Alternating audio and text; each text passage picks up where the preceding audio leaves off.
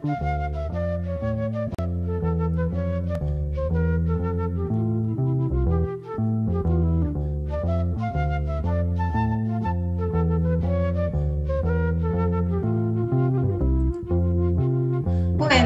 en primer lugar, buenos días a todos y a todas los que están empleando este tiempo para escuchar algunas cuestiones que, bueno, que voy a compartir.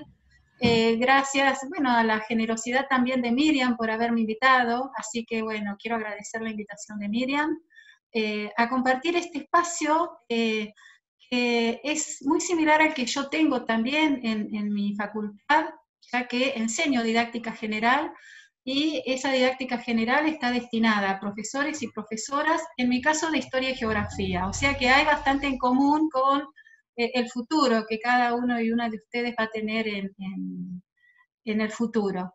Y por otro lado también, digo, porque me permitió esta invitación de Miriam, sistematizar algunas reflexiones en este contexto que es tan inédito, que ha hecho que en todas nuestras relaciones sociales, públicas y privadas, se hayan mediado desde el punto de vista tecnológico o a través de las tecnologías digitales.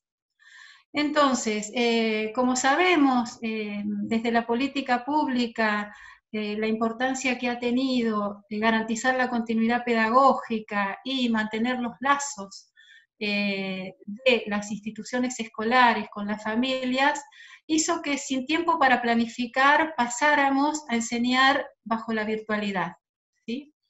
Entonces, como no podía ser de otra manera, y quienes estudiamos didáctica lo sabemos, enseguida comenzaron a aparecer problemas. Docentes y estudiantes sin conectividad, en contextos que a veces no tenían infraestructura adecuada, como computadoras, o que las tenían que compartir con varios en la familia, en contextos donde el trabajo se interrumpió, con docentes, con padres en casa, pero también con otros que compartían trabajo y al mismo tiempo, en otras ocasiones, trabajo con educación de los chicos, pero también en ocasiones donde ese trabajo se interrumpió. Entonces, situaciones muy complejas que hicieron que estos problemas pusieran límites, ¿no?, a esta situación de enseñanza en entornos virtuales.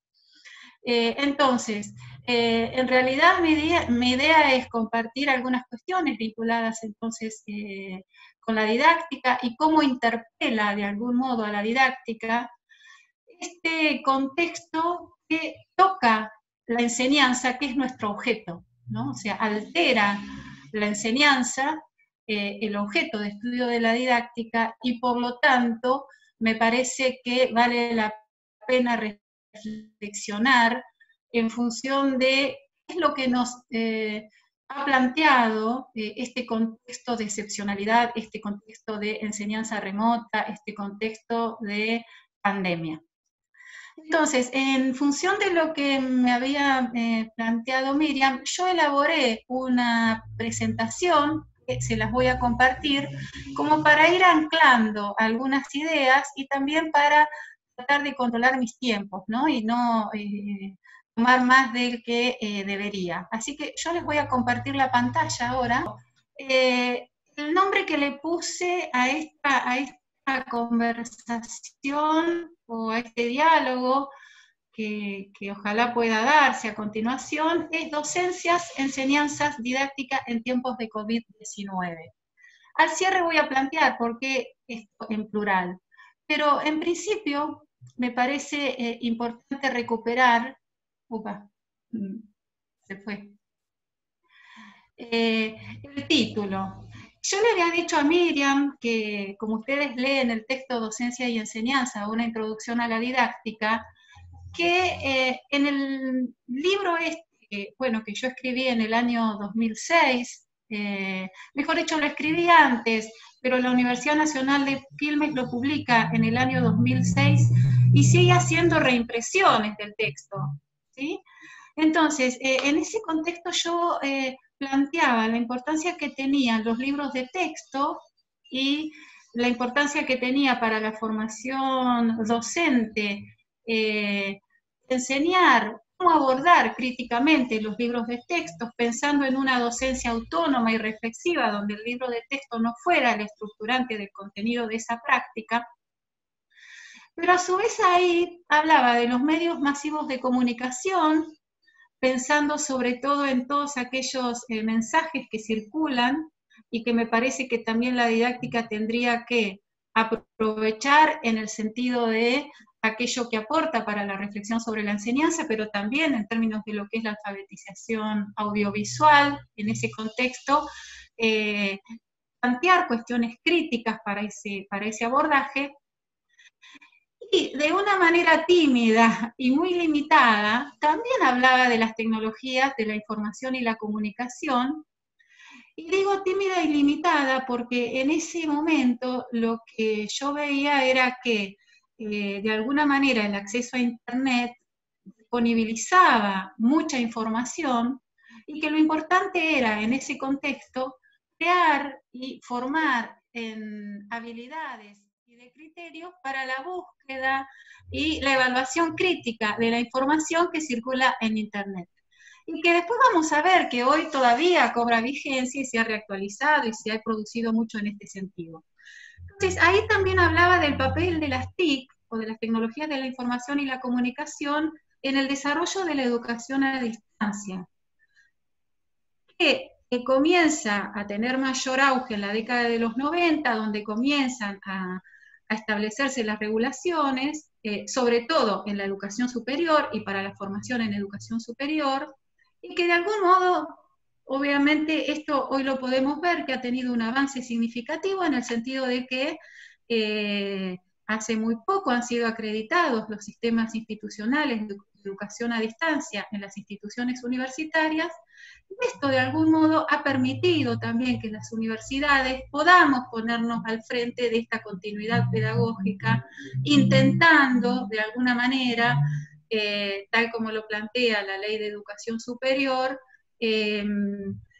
garantizar el derecho a la educación. Entonces, obviamente estaba lejos todavía todo lo que fue el modelo 1 a 1 y la introducción, ¿no?, de las tecnologías en las aulas para la enseñanza en los otros niveles del sistema educativo. Entonces, lo que yo, digamos, quería compartir con ustedes son algunas cuestiones que he estado pensando, y en este sentido, pensando en términos de qué es lo que nos ha planteado, como decía, este contexto cargado en principio de improvisación, ¿no?, respecto de lo que empezamos a hacer en todo este primer cuatrimestre. Entonces, la idea sería qué podríamos y deberíamos integrar hoy a partir de lo que hemos aprendido en este contexto de excepcionalidad. Y digo integrar porque muchos de los conceptos y categorías, principios que nosotros abordamos en la didáctica, tranquilamente pueden formar parte del marco referencial que podríamos sostener en la enseñanza en un entorno que no es presencial. Entonces me pregunto cómo ampliar y enriquecer también esa mirada inicial que yo tenía en el libro respecto del rol de las tecnologías de la información y la comunicación en la enseñanza. Y la otra pregunta es qué referencias conceptuales y principios considerar, y esto me parece central, para una educación y una institución educativa pública que no reproduzca o profundice las desigualdades educativas. Me parece fundamental porque constituye el horizonte del cual pensar entonces una enseñanza que aproveche la potencialidad de lo que significa enriquecer las aulas a través de la virtualidad, pero sin perder de vista estas cuestiones. Se ligan directamente con esta otra diapositiva que yo planteé y que me parece central, y que es esta, ¿no?, como primera cuestión para pensar en términos de política pública y que la didáctica lo tiene que reflexionar. El diseño de la educación mediada por tecnologías ha de atender las condiciones del contexto socioeconómico, cultural y educativo. Esto me parece central. ¿Y por qué me parece central? Porque si bien es cierto que nosotros hemos podido, y en general, ¿no?, en el ámbito de la educación, se ha permitido garantizar la continuidad pedagógica, inmediatamente han aparecido desigualdades, ¿sí? Y de algún modo problemáticas como las que planteé en el inicio, que dan cuenta de múltiples pobrezas, y acá coloco América Latina y Argentina, porque Marta Mena justamente cuando habla de educación a distancia, habla de las múltiples pobrezas, ¿sí? Entonces son múltiples pobrezas que atraviesan también nuestro contexto, que de alguna manera tenemos que tener en cuenta, ¿sí?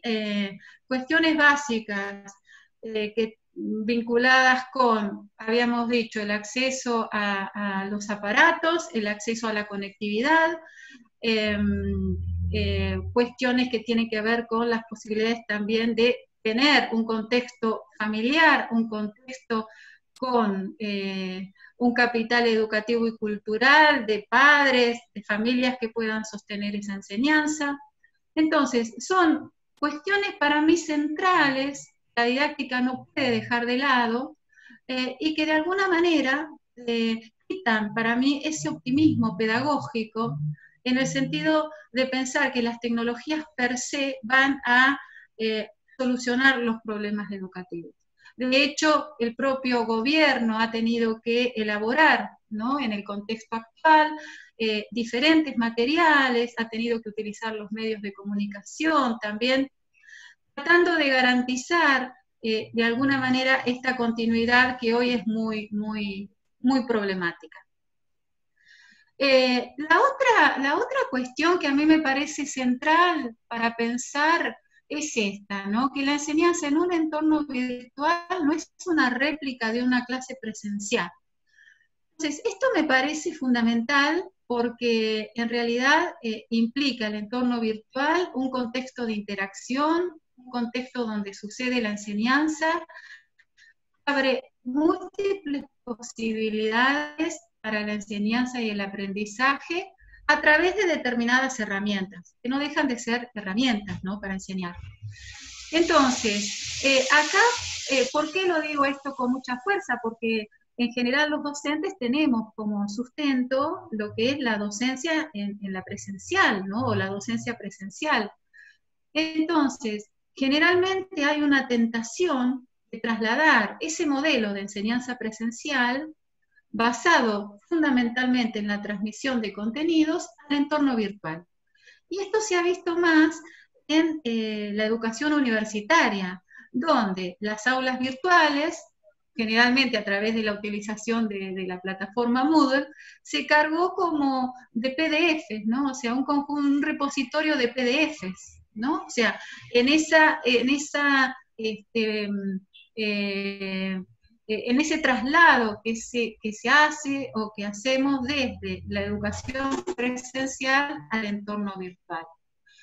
Entonces, esta idea de reconocer la identidad y la especificidad nos lleva a la otra idea que planteo a continuación, y que si ustedes han leído el libro de didáctica o han trabajado también con Miriam las cuestiones de la enseñanza, habrán visto el fuerte papel que tiene ese álbum de recuerdos de los docentes a la hora de enseñar, ¿sí? O sea, la propia biografía escolar, ¿sí?, muchas veces también reproducida en los ámbitos de formación, en los institutos superiores o también en las instituciones universitarias, van configurando un modo de pensar y de hacer, donde rige esta idea de pensar, ¿no?, la enseñanza como una transmisión de conocimientos. Entonces, esto constituye una cuestión problemática. ¿Por qué? Porque, ¿qué pasa? Para enseñar de manera presencial, los docentes hemos tenido modelos, porque hemos sido formados en ellos, pero para enseñar en entornos virtuales no tenemos modelos de los cuales tomarnos para superar y plantear innovaciones en ese lugar. Entonces, Por eso yo en este caso hablo de las dos caras de una misma moneda, porque al mismo tiempo que se convierte en una problemática, también lo podríamos pensar como un desafío, cómo deconstruir esas creencias y esas prácticas que hemos asimilado durante todos nuestros procesos formativos y transformarlas en herramientas que nos permitan de algún modo introducir innovaciones.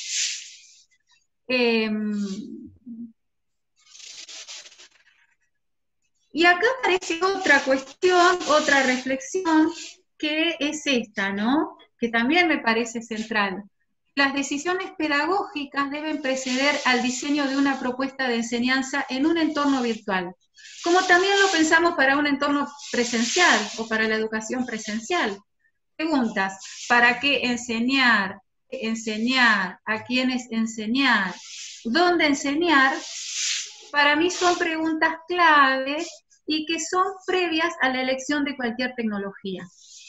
Y Henry y Meadows, cuando hablan de los 9 principios para la formación o para el planteamiento de un curso virtual fascinante, él de manera sintética dice, primero la pedagogía y luego la tecnología, ¿sí? Entonces, yo lo que pienso acá es esto. ¿Por qué pongo el rompecabezas?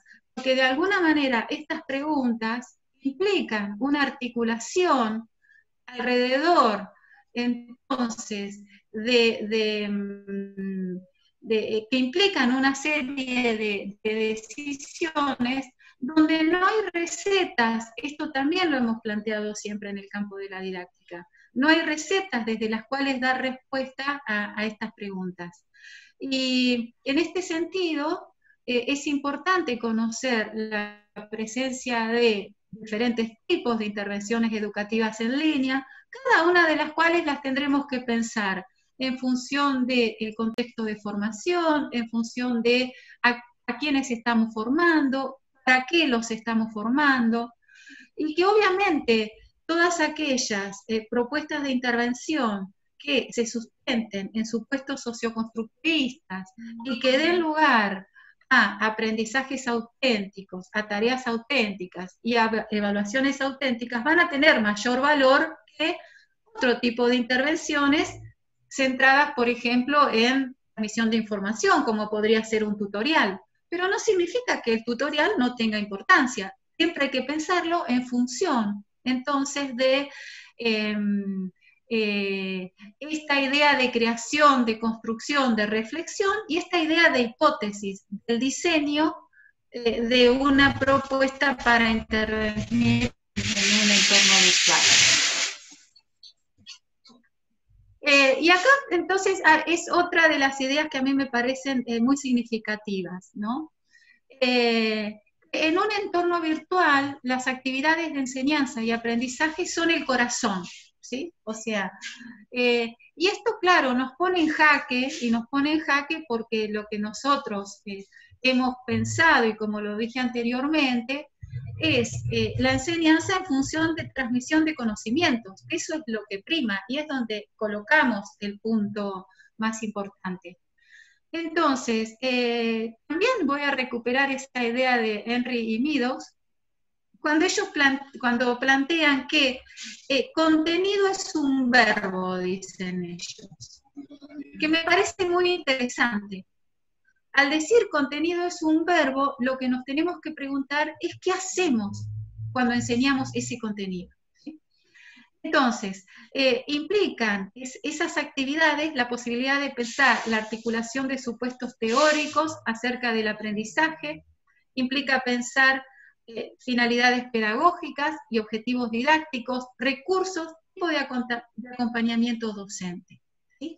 Pensando entonces que el entorno virtual es un territorio donde ocurre la enseñanza, donde ocurre el aprendizaje, donde ocurren las interacciones, y no un medio para transmitir contenidos, ¿sí? Entonces, eso me parece importante porque de algún modo también modifica, me parece a mí, cómo concebíamos las tecnologías tradicionales en la didáctica.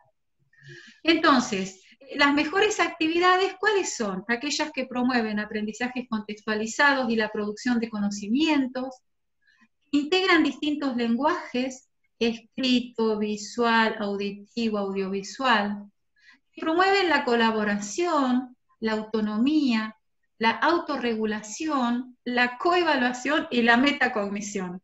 No tenemos tiempo para reflexionar sobre todos estos conceptos, que son muy fuertes en términos de cómo los trasladamos luego a la práctica. Pero la idea sería eso, ¿no? Pensar actividades que tengan toda esta potencialidad y que a su vez, en contextos donde no hay interacción, ¿sí? Donde los estudiantes, como ha pasado, no han tenido tiempo en algunos casos de conocerse, ¿sí? Sobre todo los que han iniciado la escolaridad, ¿sí? En distintos niveles, la posibilidad de generar comunidades de aprendizaje también a través de estas herramientas tecnológicas. Y acá también quiero plantear algo que me parece importante. Así como en el contexto universitario, las aulas virtuales pueden haberse convertido en repositorios de PDFs, ¿no? Entonces inabarcables, incomprensibles muchas veces para los estudiantes. En otros niveles también lo que pasó fue que al principio, sobre todo, se mandó multiplicidad de actividades a los estudiantes. Muchas actividades, entonces eran docentes y padres intentando resolver la cantidad de actividades que los docentes y las docentes enviaban para hacer en casa en función de lo que estaba planteado seguramente, ¿no? En los diseños curriculares. Entonces, aquí también creo que podemos hilvanar con lo que veníamos diciendo y con una cuestión central que es propia del campo de la didáctica y que nosotros siempre la hemos planteado, y es que se pone también en jaque acá la cuestión del alcance y la profundidad de los contenidos, ¿sí? Me parece que de una manera particular tenemos que pensar entonces que si promovemos actividades que de alguna manera generen todo esto que estamos planteando, colaboración, autonomía, autorregulación, coevaluación, metacognición, seguramente vamos a tener que resignar el alcance de los contenidos. Entonces, acá hay una tensión que está siempre presente y que está presente también entonces en el contexto y en el entorno virtual. También me parece para pensar, pero esto habría que profundizarlo, si uno coloca o si colocamos el eje en las actividades y en este tipo de actividades, también en algunas áreas podríamos estar resolviendo el problema de la acreditación sobre todo. Digamos, de la evaluación, seguramente porque vamos a ir acompañando estas actividades con procesos evaluativos. Pero de la acreditación, ¿por qué? Porque de alguna manera evitaríamos los grandes problemas que los docentes tienen a la hora de acreditar y que es la suplantación de personas, o sea, cómo confirmar la identidad, y a su vez la copia, ¿no? Que son cuestiones fraudulentas o del fraude que ya estaban escritas antes, o sea, esto tampoco es novedad, pero que en estos contextos virtuales se acentúan. Entonces, o se potencian. Entonces, el grave problema es esto, ¿no? Es más, hace un ratito estaba escuchando en América, la Universidad Nacional de Córdoba ha elaborado un programa para controlar estas cuestiones y donde, bueno, en algunos casos juegan un rol importante. Si planteamos actividades donde haya que elaborar conocimientos, haya que producir algo nuevo, donde el tiempo tiene que ser empleado para esto, podríamos evitar algunos problemas de este tipo, ¿no? Y podríamos sortear las cuestiones que tienen que ver con la acreditación. Y acá esto me parece nodal también, lo que voy a plantear ahora. A mí me parece que este es un concepto que hace mucho tiempo lo planteó Juana Sancho, que yo lo descubrí no hace tanto, que en la enseñanza debemos integrar las TIC como TAC, ¿no? O sea, muchas veces hablamos de integrar las TIC en el campo de la enseñanza, pero en realidad nosotros tenemos que intentar promover o trasladar esos recursos o esas herramientas de manera que se conviertan en tecnologías para aprender y conocer. Esto implica, entonces, desde el punto de vista docente, seleccionar con un sentido ético y pertinente cuáles son las mejores herramientas y, por lo tanto, pensar como elementos centrales las cuestiones pedagógicas. Y acá también quiero agregar algo, y que, digamos, está muy extendido y que Juana Sancho también lo plantea. Ella dice, bueno, los estudiantes son nativos digitales, hoy podríamos hablar de residentes digitales, que en realidad pueden ser residentes digitales, pueden manejar muy bien las redes, pero como docentes no debemos perder de vista que tenemos que enseñarles a aprender y conocer a través de estas tecnologías. Por el hecho de que estén en las redes y que manejen muy bien las redes, no significa que de una manera lineal, causal, van a tener un manejo de estas tecnologías para aprender contenidos curriculares. Entonces, esto a mí me parece diferente, una cuestión muy iluminativa, ¿no? Por un lado, TIC, y por otro lado, en el campo de la enseñanza, ¿no? Tecnologías para enseñar y conocer. Entonces, esto obviamente que implica para digamos, en lo que es el contexto de la enseñanza, cambios importantes, cambios en términos de la organización curricular, en la organización de los tiempos, en las condiciones de trabajo.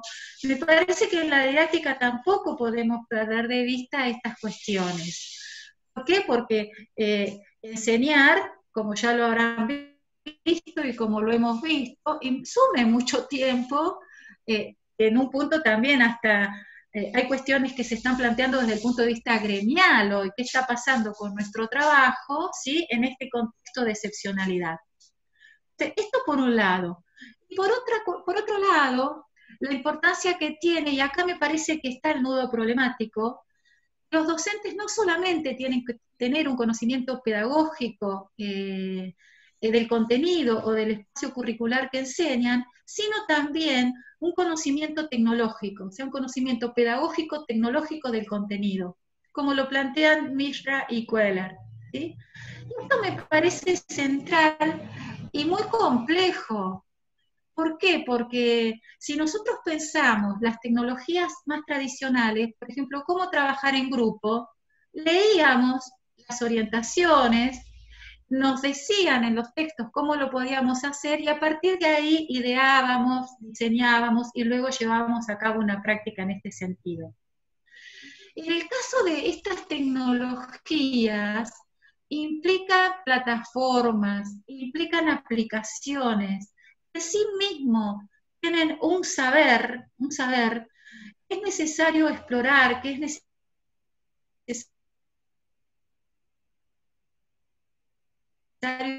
conocer en toda su potencialidad en el ámbito de la enseñanza y con objetivos que son didácticos, ¿sí? O sea, con objetivos donde vamos a articular entonces qué vale la pena enseñar con esas tecnologías y a su vez en función de determinados propósitos.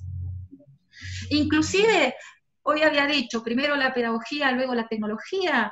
Y también es cierto que esas propias tecnologías, en función de la potencialidad que tienen, pueden ayudarnos a enriquecer la enseñanza.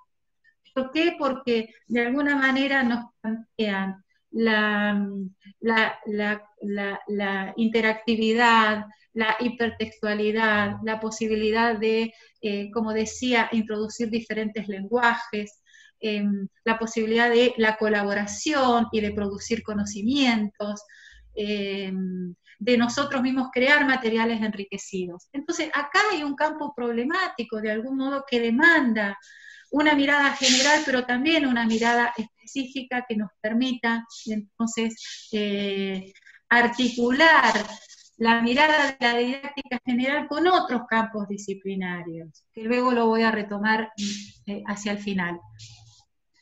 Entonces, en todos estos principios, a mí me parece que una de las cuestiones que hay que repensar es el acompañamiento que los docentes y las docentes debemos hacer en estos entornos.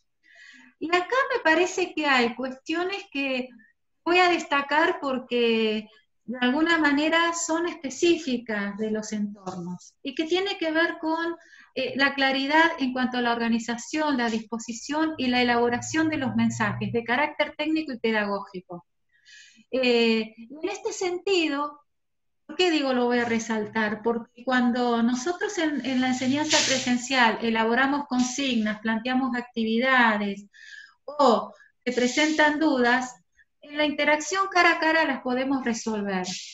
Acá todo queda escrito, entonces se requiere desde el punto de vista de la docencia habilidades de escritura para que esas consignas que ya de por sí son difíciles de formular de manera clara, puedan también en este entorno tener esa claridad que resulta necesario. Entonces, a mí me parece que acá hay un tema que requiere una especificidad en lo que tiene que ver con la intervención de los docentes. Obviamente que se va a requerir entonces que el docente y la docente tengan competencias para promover aprendizajes cognitivos y socioafectivos, y que acompañe ese proceso desde un punto de vista amplio de la evaluación, y no como sinónimo de calificación o acreditación, como suele entenderse. ¿Sí? Cuando los docentes se preguntan el problema, la evaluación o cuál es el problema que está presente cuando se preguntan por la evaluación, en realidad es la calificación y no la evaluación. La evaluación en un sentido amplio implica un seguimiento donde se realiza la evaluación del, para, cómo y desde el aprendizaje. Entonces, y ya ahora creo que voy a poder ir cerrando, me parece importante que en la didáctica empecemos a pensar las competencias estas digitales hoy como contenidos transversales del currículum. Y entonces, en este sentido me parece que las deberíamos pensar tanto para el ocio, para la vida social, pero también para la vida profesional, ¿sí? Cómo en la didáctica las podemos pensar de manera que atraviesen las diferentes materias, disciplinas, espacios curriculares que conforman un diseño curricular. Y en dos sentidos, recuperando lo que estaba planteado entonces, que yo decía que estaba limitado, hoy me parece que es necesario seguir pensando en términos de un planteamiento crítico por, como se dice, las fake news o la charlatanería o todo aquello que se promueve en las redes sociales y que tienen que ver con mensajes cortos, de alto impacto emocional, que llevan a respuestas rápidas, en donde la reflexión no está presente. Entonces me parece que en ese sentido hay que pensar desde el punto de vista de la ciudadanía, ¿no? Cómo formar ciudadanos críticos frente a lo que circula en las redes sociales.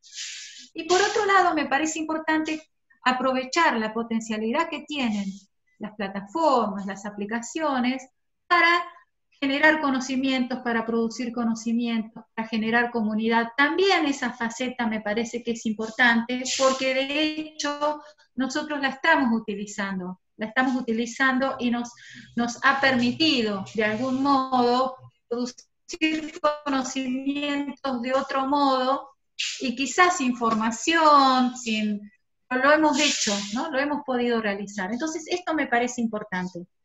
Me queda para plantear, me parece, alguna idea que Pablo Gentili ha establecido o ha implantado, digamos, en este contexto, que tiene que ver con el riesgo de también la privatización del conocimiento, la privatización del trabajo en este contexto. Creo que es una arista que la tendremos que profundizar hacia adelante. Lo que me parece que, más allá de todas estas cuestiones, si uno reflexiona sobre los temas vinculados a las tecnologías, me parece que es importante esto que estoy planteando, ¿no? En términos de acceso crítico y en términos de utilización para la vida profesional. Bueno, y acá la otra como cierre, ¿no? Y que de alguna manera no se ha dado en este contexto, que la enseñanza mediada por tecnologías digitales es incompatible con el trabajo aislado, ¿sí? Implica recorrer un camino colaborativo, requiere trabajo interdisciplinario, requiere el trabajo de docentes que saben el contenido, de docentes que saben de didáctica, de diseñadores, de quienes manejan las tecnologías, como tecnologías informáticas. O sea, me parece que el diseño de una propuesta es una hipótesis, no es una prescripción, requiere esto, ¿no? De distintas miradas, de un trabajo donde los docentes puedan poner a prueba las hipótesis en las aulas, pero también de manera colaborativa y con ayuda de otros expertos que manejan otros contenidos que son necesarios para sostener esta complejidad, ¿sí? Entonces, así como decimos, es importante la formación docente en el campo tan abierto, dinámico, también es importante el trabajo colaborativo, la ayuda con otros, que podamos recibir de otros y otros profesionales. Entonces, ¿por qué ahora sí, para cerrar, docencias y por qué enseñanzas? A mí me parece que este contexto del COVID nos va a obligar a nosotros que trabajamos sobre este objeto, que es la enseñanza, a sistematizar, a documentar, a relevar los múltiples formatos que adoptó la enseñanza en los distintos niveles, modalidades, instituciones, aulas. Hoy no podemos hacer más que conjeturas, ¿no? Más que conjeturas de lo que está pasando, pero creo que lo que va a valer la pena es pensar qué sucedió y seguramente nos vamos a encontrar con una multiplicidad de situaciones, ¿sí? Algunas que vamos a poder tomar para replicar y otras que quizás vamos a tener que rever desde un punto de vista crítico, como estamos haciendo ahora en algún sentido, para de algún modo pensar en una enseñanza, como decíamos, ¿no? Que sea inclusiva y que de alguna manera garantice el derecho a la educación. Y por otro lado, me parece que en el contexto de planificación de buenas prácticas de lo que sería la educación en línea, sigue siendo importante reconocer las múltiples formas que puede adoptar la docencia y la enseñanza, pero también creo que la mirada que nosotros podemos hacer de la didáctica general es sumamente importante.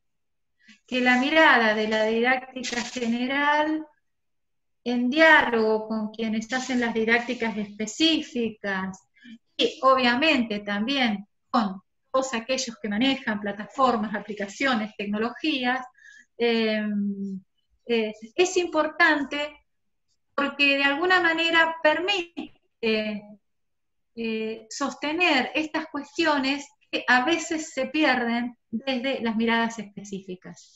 Entonces, desde la reconceptualización de la didáctica que hemos hecho ya desde hace muchos años, que la didáctica no es una mera técnica, la didáctica tiene que ver con proyectos, ¿sí? Políticos pedagógicos, nosotros podemos y deberíamos, me parece, poder plantear estas cuestiones y seguir planteándolas e inclusive introducirlas a nuestro campo de reflexión, pensando también en esto que se está planteando, ¿no? Frente a la incertidumbre no tenemos claro tampoco cómo va a ser el nuevo contexto de normalidad, ¿no?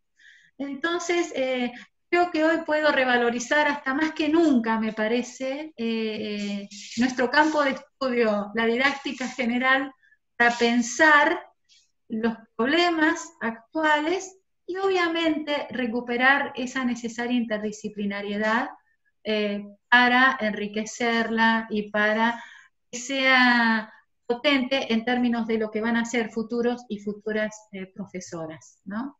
Para los distintos niveles educativos. Así que bueno, con esto les agradezco haberme escuchado y cerraría mis ideas. Gracias, Sonia. Creo que el mejor cierre. Bueno, Vamos a dar por terminada la charla de hoy y prácticamente estamos dando por terminado el cuatrimestre. Quedan poquitas cosas del cuatrimestre de didáctica general que nos queden pendientes. O sea que tu espacio, este diálogo, esta invitación a pensar con calidez, pero también con mucha rigurosidad, desde un punto de vista metodológico y teórico muy riguroso, nos desafía a pensar la enseñanza desde el punto de vista de la didáctica general, pero desde el punto de vista del sistema educativo de manera integral, desde la dimensión política, cultural, económica, los diferentes contextos, que tal como decías vos, debemos empezar a considerar y tener en cuenta para movilizarnos en favor de responder, no de manera reflexiva y con intencionalidad pedagógica, a los desafíos que nos está planteando hoy el contexto de aislamiento social obligatorio. Sonia, te agradecemos muchísimo todo lo que nos dejaste hoy, bueno, todas las preguntas abiertas, el tiempo que dispusiste para la presentación y para la preparación, y porque para nosotros, vos empezaste hablando sobre garantizar el derecho a la educación superior, estos espacios en el que vos nos brindás tu conocimiento y tu expertise, también son espacios que garantizan este derecho a la educación superior, porque son espacios que abren las puertas también a la colaboración y al trabajo colectivo. Así que realmente enormemente agradecidos por tu presencia. Gracias, pero muchas gracias, porque fue más que enriquecedor escucharte. bueno, yo les agradezco que hayan estado